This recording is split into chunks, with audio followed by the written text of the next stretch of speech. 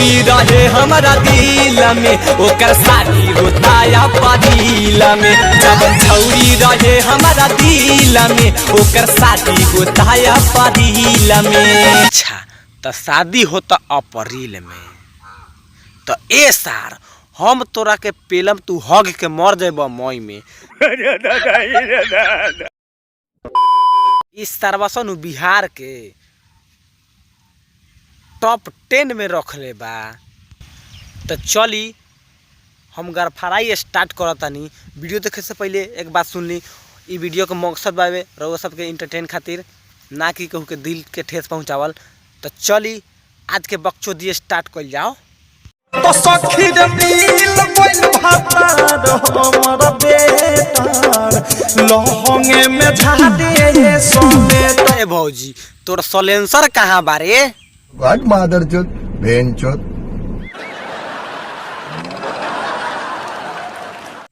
तनी बताइबे आ नइखे त आओ तोरा गाड़ में हम सलेंसर लगा दी कि धुआं पुक पुक फेंकेबे।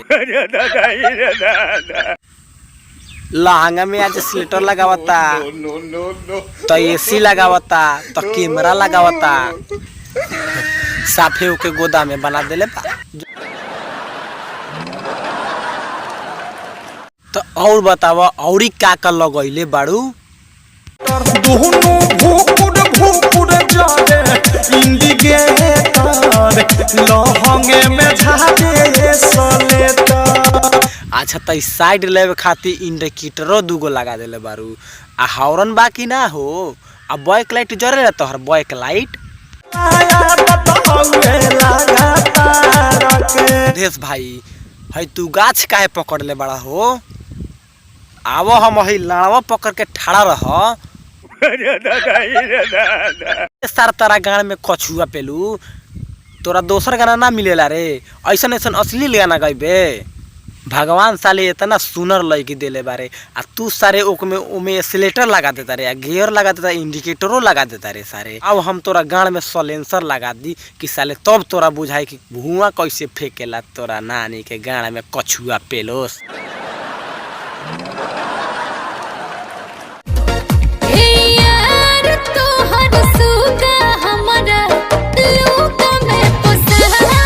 जरा मेरा लौड़ी का वीडियो देखो।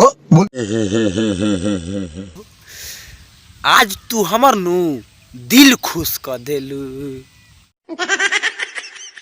ए भौजी हमरो एगो कछुआ बावे, ओकरो को ओही में पोसल।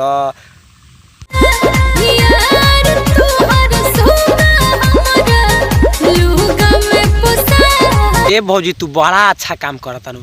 चलो हम तोरा के नीतीश कुमार से नु एगो झाट कप दिलवावतानी। बिहान से उमे गायो पोसी ह, भैंसो पोसली ह, आ बिहान से एगो ताजो महल बनियो में ओमे हमहुओ रहे।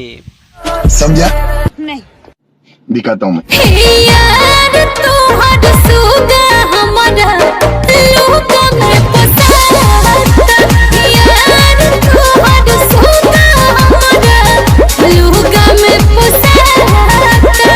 लाड़ पोसबू कैसा? आए कहतानी कि हमरो एगो कछुआ बा ओही में धल तारा बहिनी के गाड़ में छुछुनर घुसा दू। ऐसने ऐसने गानवा गा के नु इस सारे गायकवा से नु अपना बिहार के टॉप 10 में पहुंचा देले बा।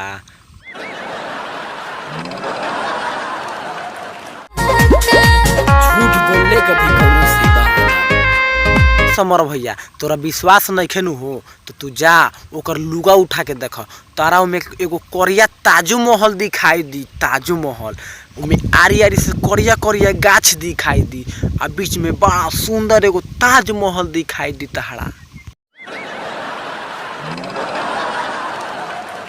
छौरी रहे हमारा दिल में ओकर शादी होता अपरिल में। जब छौरी रहे हमारा दिल में ओकर शादी होता अपरिल में। अच्छा तो शादी होता अप्रैल में तो ए सार हम तोरा के पेलम तू हग के मर जेब मई में।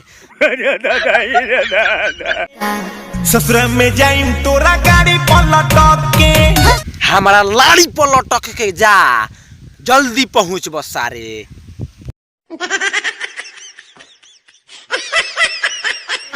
ससुर में जाइम तोरा गाड़ी पलट के। अरे सारे एकरा गाड़ी पर लटक के जइबे का? एकरा गाड़ में खूंटी लागल बा। ओ से अच्छा बा कि हमरा लाड़ी पर लटक के जो दूगो पकड़हू वाला बा ओ मेरे सार।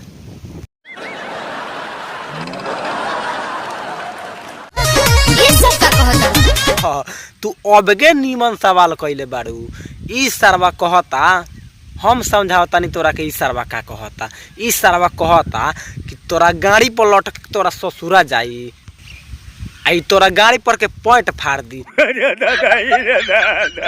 तो एक काम करिए भौजी, तू हमर बात माना, तू लंगटे जइह न सारा पॉइंट रही न सारा पकड़ी।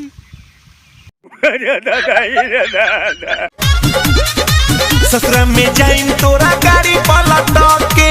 अरे गिर जब भूबन फूट जाई। भूबने ना, ई सरवा के गड़ो फूट जाई। देना पड़ेगा मैं।